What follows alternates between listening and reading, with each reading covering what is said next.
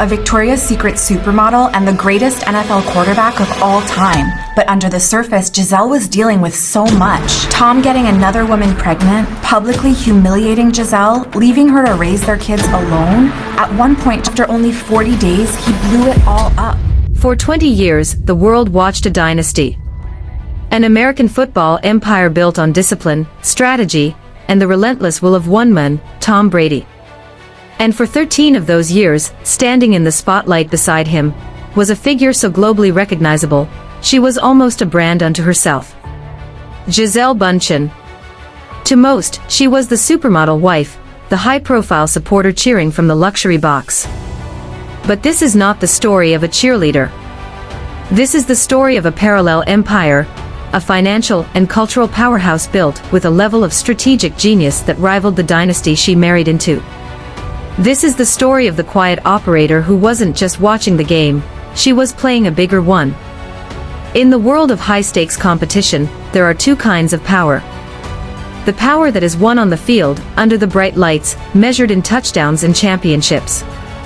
And then there is the other kind of power. The kind that is built silently, in boardrooms and on runways, measured in market share and global influence. While Tom Brady was mastering the art of winning on the gridiron, Gisele Bündchen had already conquered a different, and arguably more complex, global arena. To understand the scale of her operation, we need to go back. Back before the Patriots, before Tom Brady, to a 14-year-old girl discovered in a McDonald's in a small town in southern Brazil. By the late 1990s, the fashion world was in a state of flux. The era of heroin chic, with its gaunt, withdrawn models, was beginning to fade. The industry was searching for what came next. And then came Giselle. She was not withdrawn, she was powerful.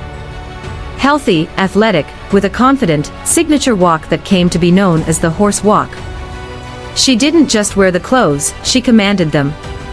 She was a paradigm shift in human form. In 1999, Vogue declared the return of the sexy model, and Giselle was on the cover. It was a coronation. But this is where everything takes a turn. Most models are transient. They are faces, used for a season and then replaced. Their careers are short, their earnings dictated by the brands that hire them. Gisele Bündchen refused to be a disposable asset.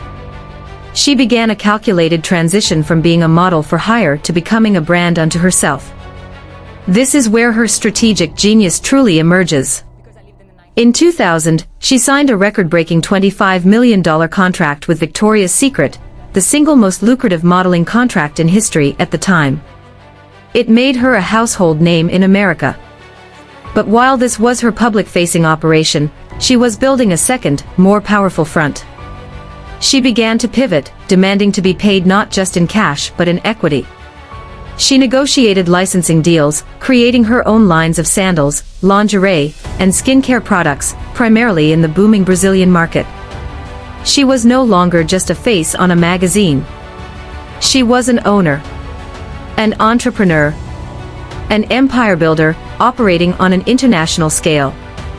And what happened next shocked even the experts. By the mid-2000s, Gisele Bündchen was not just a supermodel, she was a global economic force. At her peak, Forbes estimated she was earning over $40 million a year, consistently ranking as the highest-paid model in the world. For 16 consecutive years, Northwest One even came close. She had built an empire so vast and so profitable that, for much of her marriage to the highest-paid NFL player of his time, she was the primary earner in the household. This is the point where the story becomes unbelievable. When she met Tom Brady in 2006, it was not a meeting of a sports star and a model. It was a merger of two empires. Two individuals at the absolute zenith of their respective, and wildly different, industries. Brady was a master of a closed system, the NFL. A world of intense, localized fame governed by contracts and salary caps. Giselle was a master of an open system, the global market. A world of brand equity, currency fluctuations, and international logistics. Her presence at Patriots games was not just that of a supportive spouse. It was a strategic alignment. The cameras would cut to her in the box, and for millions of viewers around the world who had never seen an American football game, the narrative was instantly accessible. She became a bridge connecting the insulated world of the NFL to a massive, global audience. She was, in effect, the Patriots' most powerful and effective international ambassador. But the real question is, what happens when two empires, built on two different philosophies, begin to diverge? Here's where things get even more intense. For years, the two empires operated in perfect synergy. But as Brady's career extended into his 40s, defying all logic and precedent, a tension began to build. It was a tension between two fundamentally different life cycles. In modeling and business, Giselle had reached a point of strategic consolidation.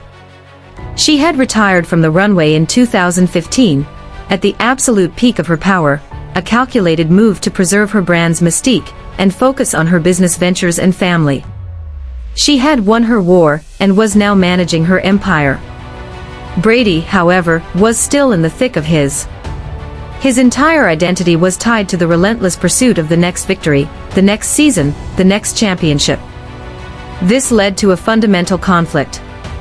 She had built a world beyond the game. His world was the game. This brings us to the climax. The emotional explosion. It wasn't a single event. It was a slow-burn divergence, a series of interviews and public statements that, when pieced together, reveal the undeniable fracture. Giselle spoke of her desire for him to be more present. She called her life not the most fulfilling. These were not complaints. They were strategic communications, public signals of a deep, structural misalignment. She had supported his war for over a decade. But a war without end eventually consumes everything around it. The final act was his 40-day retirement and subsequent unretirement in 2022. It was the moment the divergence became a schism. It was a choice. And in that choice, the foundation of the merger cracked. The divorce, when it was announced, was not a surprise to those who had been watching the strategic signals. It was the logical conclusion of two empires whose long-term objectives were no longer aligned. The end of the marriage was swift, quiet, and ruthlessly efficient, a testament to the strategic prowess of both individuals. There were no messy public battles. It was a clean separation of assets, a managed dissolution of a global power couple. Gisele Bündchen walked away not as a jilted ex-wife, but as the CEO of her own life, her $500 million empire intact, her brand more powerful than ever. She had played the game of fame, family, and finance with a level of strategic mastery that few could comprehend. She was never just the woman in the luxury box. She was the one who owned the box, and the company that made the luxury goods inside it. And the truth is, this story isn't finished yet. While one empire has finally left the field, the other continues to operate, silently and effectively, on a global scale, a quiet testament to the fact that the most powerful players are not always the ones making the most noise.